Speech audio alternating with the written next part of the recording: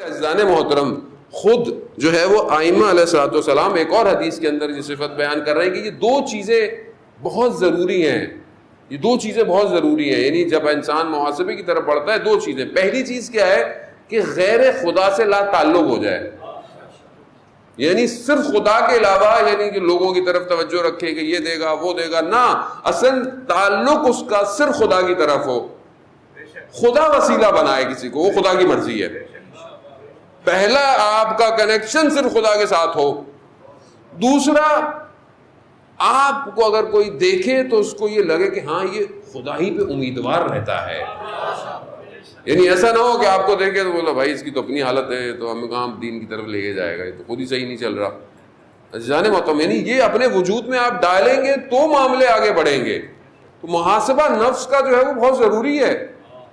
آپ جب سونے لگے، جب آپ سونے وقت واٹس ایپ کے سارے میسج دیکھ کر سوتے ہیں کہ مس نہ ہو جائے کوئی، ٹھیک ہے، اور فجر میں اٹھنے سے پہلے بھی آنکھیں یوں کھل رہی ہوتی ہیں، پہلے واٹس ایپ دیکھتے ہیں پتہ نہیں کس کا میسج آیا ہے رات کو، ٹھیک ہے.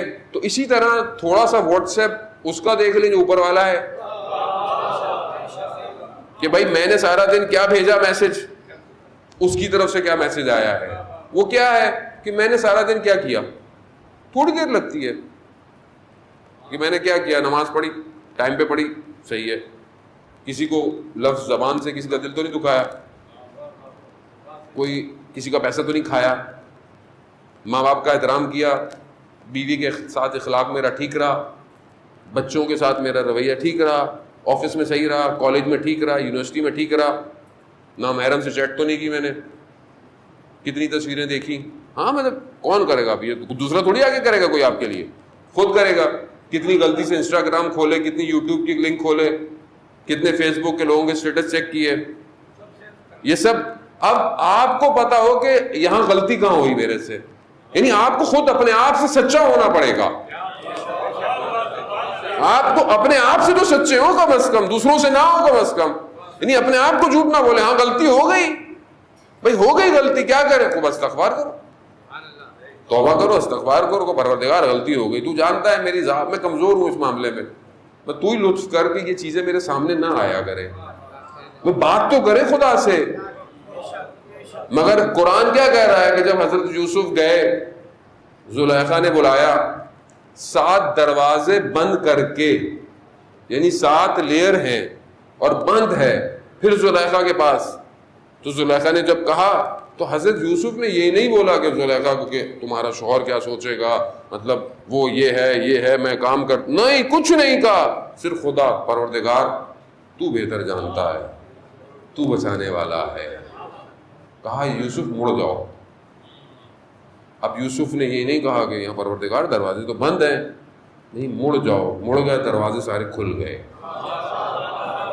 قرآن یہی تو کہہ رہا ہے کہ اپنی عفت اور اپنی پاک دامنی کو اگر مرد بچانا چاہتا ہے تو سورہ یوسف کی تلاوت کیا کرے، سورہ یوسف تلاوت کرے کہ آپ خدا کی بارگاہ میں جائیں کہ یہ مشکلات آپ کی ہٹ جائیں، خدا سے بولیں مشکلات آپ کی آسان کرے. عزیزان محترم، یہ محاسبہ نفس کا ضروری ہے. اور جب یہ کرتے ہیں تو جب انسان یہ کرتا ہے تو ظاہر ہے اپنے ضعف اس کو نظر آتے ہیں. تو امام کیا فرماتے ہیں خطبے میں نہج البلاغہ میں، یہ لوگ پھر گریہ اور بکا کرتے ہیں، گریہ کرتے ہیں، کیا ہوا میرے ساتھ، میں نے کیا کیا، یعنی خدا مجھے دیکھ رہا ہے، خدا مجھے دیکھ رہا ہے اور مجھ سے غلطی ہو گئی.